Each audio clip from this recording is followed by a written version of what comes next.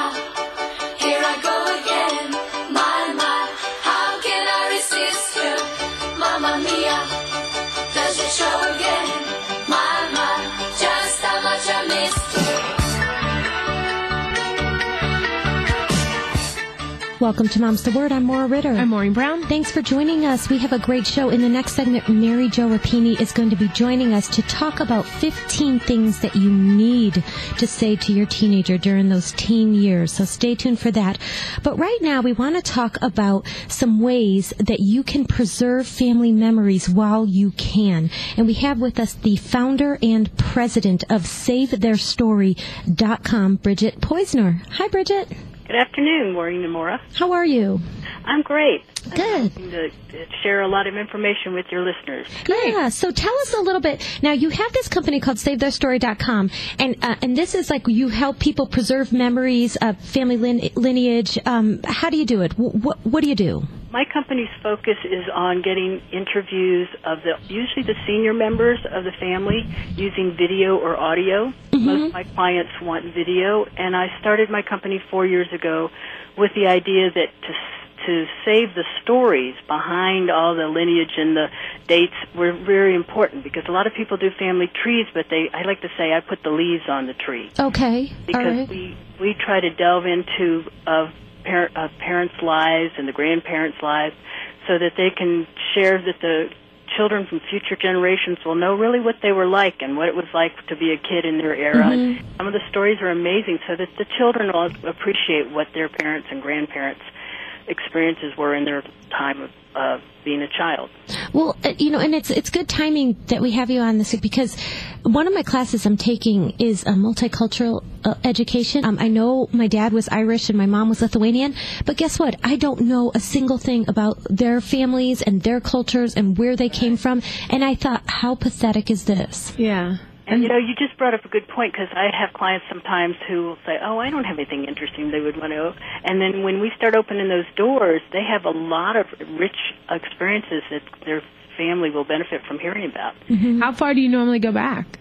Well, when I do these audio and video interviews, I give them some time to prepare so that they're sharing stories. My focus is the stories.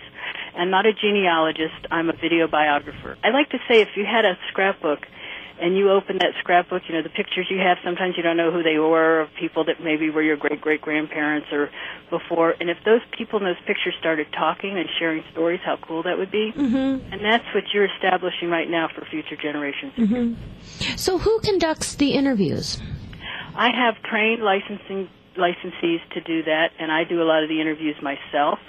And our focus, again, is to make our clients comfortable. We come to their homes to do the interviews, and we use sophisticated equipment so we don't have to use bright lights, because for a person to share personal feelings and experiences, that's a real privilege for us, and we want to make them feel comfortable enough so that we do get a good quality interview for their family.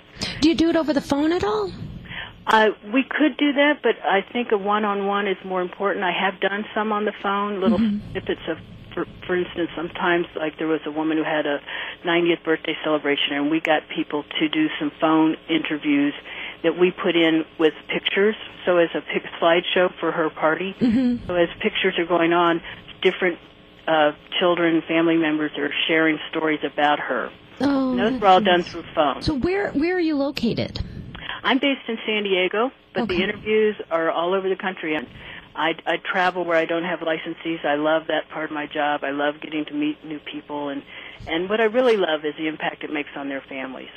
Oftentimes I'm hired to interview the senior members of the family, but sometimes, like, I'll be invited to a family reunion, and I'll be in a separate room, and we'll interview just brief interviews of everybody there, sharing about memories. Well, oftentimes it'll be a celebration, for instance, of a marriage, so we'll be toasting the bride and the groom with stories. That's nice. So it's not just pictures. We now know how they met. I'll interview the bride and groom together, and we'll have the fun stories of their friends telling humorous things about them. And so then that's on a DVD that I put together, and they'll have that forever to share and review. Oh, that's nice. Now, say we can't get a hold of you, or say people want to do something themselves. Can you give us some ways that people can preserve? Absolutely, and I really encourage that, because anything you do. Don't worry necessarily about the quality. Anything you do, you will be glad you did. Yeah. One comment I get all the time from my clients is, I wished I'd done this when my mother was alive, or I wish I'd done it when I had the chance.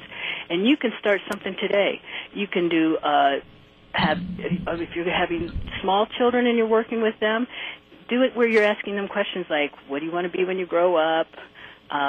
Just fun little things. I have one where my son, I was writing a journal, and I had my son, I said, do you want to say anything for my journal? Because he's asked what I was doing. He was 4 years old at the time, and he said, tell him when I get older, I'm never going to smoke cigarettes, and I'm going to live next to Mommy and Daddy. Oh. And then he signed his name. Well, that boy is now 32 years old. But I still have that, and that is precious to me. So in one day, I created a memory that I'm so glad I did. And anybody can do that right now. You can just kind of transcribe if your children are young. What I also did was I bought my children journals. And I suggested, and I knew most kids are not going to do this every day, just like most people don't do this every day that are as adults. But I suggested choose a day, and I suggested maybe New Year's Day, sit down and write in your journal. And so I bought some really nice ones that are leather bound, so that was special to them. And both of my sons still have journals. And so that's a nice way of instilling when they were young that precious way of preserving family history. And I have to share something that's kind of emotional, but I think it's a great example of the impact of that. Mm-hmm. My mother passed away last week, and that is why I'm in Houston. I'm helping with her affairs. Mm-hmm. But I feel very comforted because I have so much. I have audio interviews I did of her. I have video interviews. I have videos of her sharing special things in her house. So it's very comforting to me. And today, actually this morning, I found a diary of hers from when she was 15 years old. Oh, my goodness. Nobody in my family even knows it exists until just now. We just found it. And it shares how she met my father and what a gift that is to us. And so I just can't tell you enough. Even just doing something little will make just having that one thing. Yes, it's so wonderful to have things like that. So I would suggest journals. I would suggest if they have a tape recorder, maybe choose. Holidays are kind of crazy and people get too hectic. So if you can do it maybe the day after Thanksgiving or something where it's a little calmer. But if it's the only time when all the family's together, then by all means seize the day. But maybe have a separate room where they can kind of just jump in. Right. They don't have to do it long. If you don't expect somebody to do something. Little snippets are usually more interesting. Focus on a story. Get a question. Ask a question like, "What's your favorite food at Thanksgiving and why?" And find out. And maybe have your children interview your parents. That can be very meaningful, and you can interview the children. They can interview. You just have these all kind of family fun things that are a way of connecting and creating something that'll exist in the future. And you know something also, I just have a daughter who had a birthday, and I'm getting so overwhelmed. Every year I try to do these birthday stuff and memories and photo albums and stuff. Well, instead, you just put all of them in all the digital pictures on your computer. You you just go to Walmart.com. They will make a book, a hardbound book with the pictures in it of her, birthday. Yeah. And it's so easy. Yes, that's the wonderful thing about digital now, because they can store things for you, and you can have those created very inexpensively. Costco does those also, and you can go online. There's ways you can upload them online to do something. What I would like to point out to your listeners is to always back up, somehow have some way to protect what you have. So if you have things in a digital file, make sure you have a digital file of those in another location. Yeah. So that you have, that's a good call. But if you have something, a hazard, you don't want to lose those. So this is a way of protecting that data so that it'll be there to retrieve whatever happens. Also, what else is good? Those fill-in-the-blank memory books. I know, there's better ways of doing it with a journal, but these ask the questions, and, just keep it with you, and you can just fill them out for your kids. And In fact, I was going to suggest that they have them tailored for grandparents, parents, and they probably even have some for children if you look hard enough. And when I've had clients that have these, I want to say that giving them a gift to your grandparents or your parents to say, could you do this for the grandkids? That's one. The gift is one thing, but you got to follow up, make sure they do it. Right. Because I can't tell you how many people show me books and they were like 3 pages. Even my baby books. I was so diligent the first, the first 2. Third one got the raw end. It happened when I was 2. I disappeared.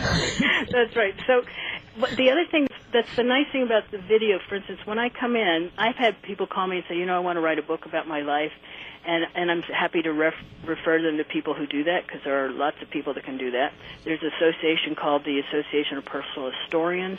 They have a whole, I'm a member of that, and there's a wealth of sources there for people that can write books, do video, and so forth. But what I would think that when you do a video, in 2 hours, I can get somebody sharing their stories about their parents, their grandparents, sharing their expertise just as their wisdom. Because Right. my focus isn't just on the stories, Right. it's on what did you learn the hard way? What messages do you have for your great-great-grandchildren? What would you like to see in their lives? Right. So you're getting not just the history, you're getting reflections from Right. All right, Bridget, we are out of time, but you can get more information if you go to SaveTheirStory.com. Thanks so much for joining us on Mom's I the Word. enjoyed it very much. Take Thank you. care. And we'll take a break here, and when we return, we'll talk to Mary Jo Rapini about 15 things you need to say to your teenager during those teen years. This is Mom's the Word. You gotta be bad, you gotta be bold, you gotta be wiser. You gotta be hard, you gotta be tough, you gotta be stronger. You gotta be cool, you gotta be calm, you gotta stay together. 560 KLZ.